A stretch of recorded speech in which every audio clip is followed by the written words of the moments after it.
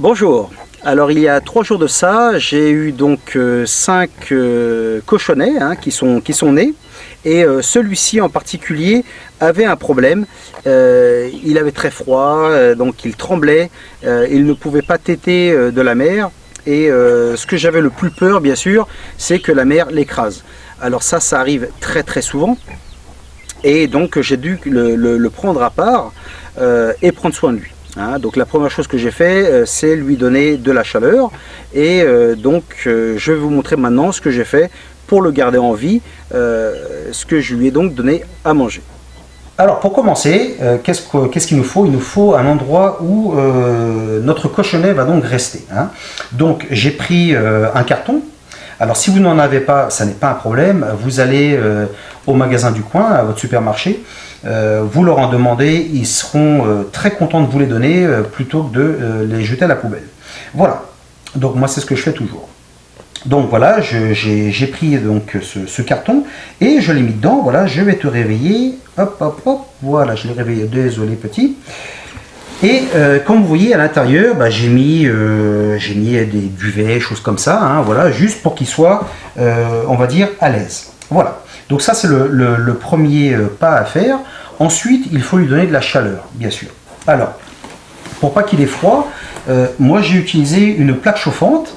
Alors cette plaque chauffante, c'est quelque chose qu'on utilise en général quand on a des poussins, quand le poussin vient d'éclore. Donc les poussins se mettent en dessous, ils sont toujours à la chaleur. Si vous n'avez pas ça, ça n'est pas un problème. Il y a aussi des lampes chauffantes qui sont vendues spécialement pour ça. Et puis écoutez, si vous n'avez ni l'un ni l'autre, c'est pas un problème. Si vous avez cheminée et vous êtes en hiver, très bien. Et puis sinon radiateur. Et puis au pire des cas, voilà, dans votre veste, avec la chaleur humaine, ce sera très bien. Voilà. Donc ça c'est le premier pas, donc bien le garder au chaud. Maintenant, ce qu'on va regarder, c'est ce qu'on va lui donner à manger. Donc voici ce que nous avons acheté pour le cochonnet. Alors nous sommes allés au vétérinaire, on est allé dans différents magasins également pour trouver du lait, on va dire spécial cochon. Malheureusement personne n'en avait. Donc ce qu'on a acheté, c'est du lait pour chat et chien.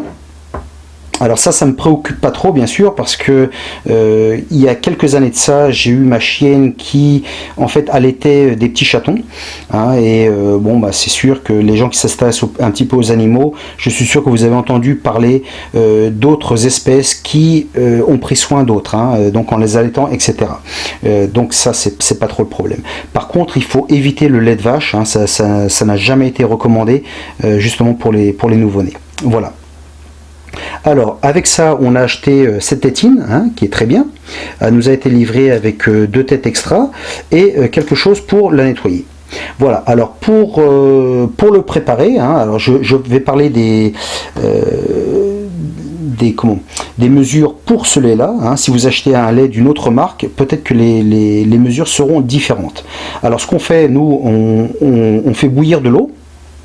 Et dans un récipient, on va prendre 5 cuillères à café qu'on va mettre dans le récipient.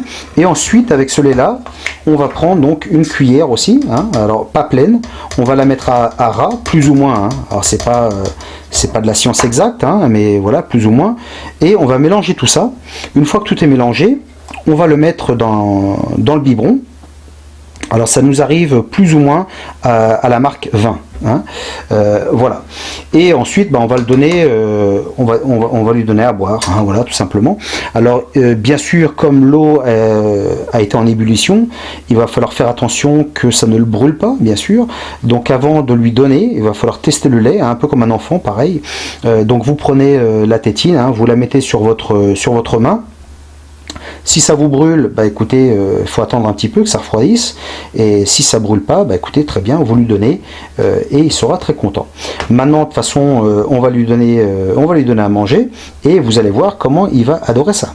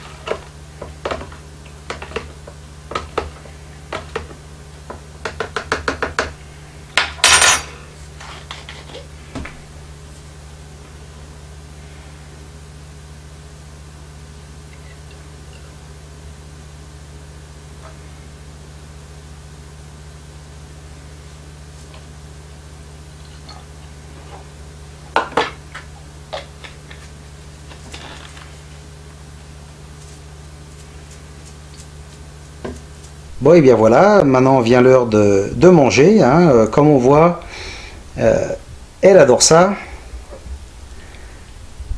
Et elle en demande de plus, hein.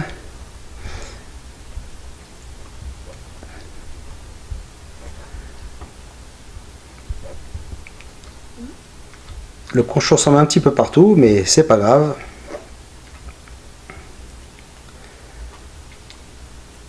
Voilà, et donc normalement, si vous faites ça, bah écoutez, vous n'aurez aucun problème, hein.